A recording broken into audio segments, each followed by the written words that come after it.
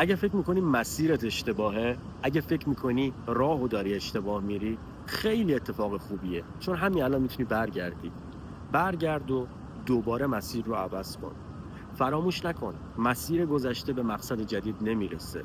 اصلا نمیشه که تو یک مسیری رو که رفتی دوباره بری و همون بشه. البته اگه تلاش کنی، اگه پشتکار داشته باشی، اگه ایمانت به خدا قوی باشه، اگه مطمئن باشی که میشه، اگه آفرینش رو بزنی که میخوایش، قطع به یقین بهش میرسی. شک نکن که بهش میرسی.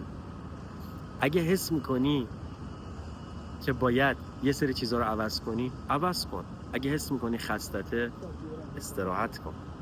فقط ازت خواهش میکنم رفیق، اگه داری از مسیر جهنم رد میشی، به راهت ادامه بده، چون قطع به یقین رسیدن به بهشت مسیرش از جهنمه. ولی اگه بشینی تو همون جایی که هستی، قطعا به بهشت نمیرسی، چون یه مسیر باید طی بشه تا ما به بهشت برسیم. فرق نمیکنه این بهشت اینجا باشه یا یه جهان دیگه ای. فقط این مهمه تو جهنم نباید بایستید.